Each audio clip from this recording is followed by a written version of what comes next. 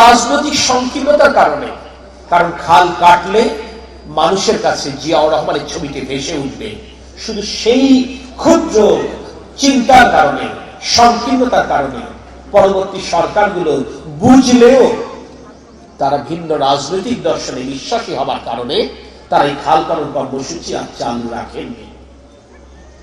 ক্ষতি শুধুমাত্র শহীদ রাষ্ট্রপতি জিয়াউর রহমান হয়েছে, ব্যাপারটা তাই নয়।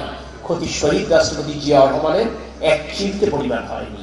বাংলাদেশের জনগণের হৃদয়ে তার স্থান যত গভীরে ছিল, আরো গভীরে প্রথিত হয়েছে। এই সময় ক্ষতি হয়েছে আসলে বাংলাদেশের জনগণের, ক্ষতি হয়েছে আসলে সাধারণ কৃষকদের, ক্ষতি হয়েছে আপনাদের মতো এই জলাবদ্ধতার সম্মুখীন মানুষের। আজকে তাই আমাদের প্রিয় নেতা তারেক রহমান, যিনি শহীদ রাষ্ট্রপতি জিয়াউর রহমান এবং দেশনেত্রী বেগম খালেদা জিয়ার শুধু রক্তের উত্তরাধিকার নয়, আদর্শের উত্তরাধিকার বটে। নগদ নিয়ে এলো হার না মানা হার অফার। সর্বনিম্ন 10,000 টাকা রেমিটেন্স নগদে পাঠালে থাকছে স্বর্ণের হার জেতার সুযোগ। তিনি ত্রয়োদশ জাতীয় সংসদ নির্বাচনের আগে অঙ্গীকার করেছিলেন, যদি বাংলাদেশের জনগণের বিএনপি আবারও রাষ্ট্র পরিচালনার সুযোগ পায়, তাহলে আবারও নতুন করে খাল খনন কর্মসূচি চালু করা হবে। গত 16ই মার্চ আনুষ্ঠানিকভাবে এই খাল খনন কর্মসূচি সারা বাংলাদেশে শুরু হয়েছে।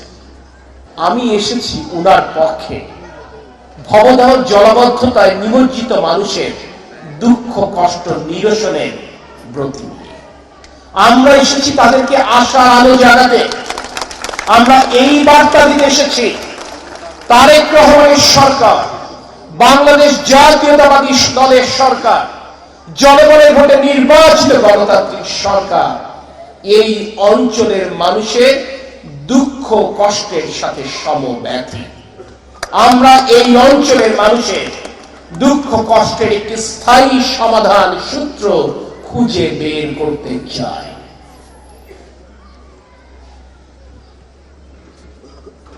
প্রিয় এলাকাবাসী, এই অঞ্চলের জলাবদ্ধতা নিয়ে অনেক দিন থেকে আপনাদের ভুগতে হয়েছে।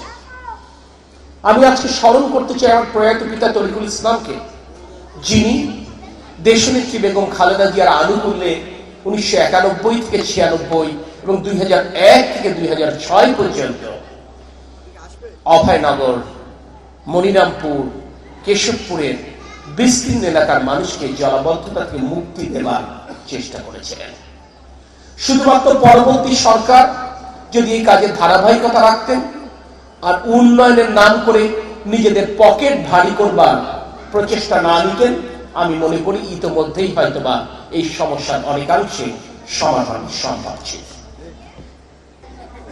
আগামী বর্ষা মৌসুম শুরুর পূর্বেই নদীতে বিদ্যমান বাঁধসমূহ অপসারণ, খালের ও নদীর সংযোগস্থলে বিদ্যমান মাটি অপসারণ এবং স্লুইস গেট সমূহকে সচল রেখে পানি নিষ্কাশনের পথ সুগম করবার জন্য আমি সম্মানিত প্রকল্প পরিচালক এবং এক্সিকিউটিভ ইঞ্জিনিয়ার ওয়াবদা এবং মাননীয় জেলা প্রশাসককে আলাদাভাবে বিশেষ নজর দিতে অনুরোধ করেছি।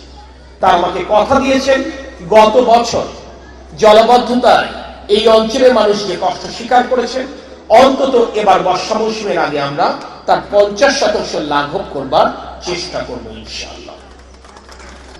কাজটি বাংলাদেশ সেনাবাহিনী করছে, কিন্তু মনে রাখতে হবে দায়িত্বটি শুধু তাদের একার নয়, এই কাজটি আমাদের সকলের। তাই শহীদ রাষ্ট্রপতি জিয়াউর রহমানের খাল খনন কর্মসূচিতে কার্যত সাধারণ মানুষের অংশগ্রহণ বেশি ছিল।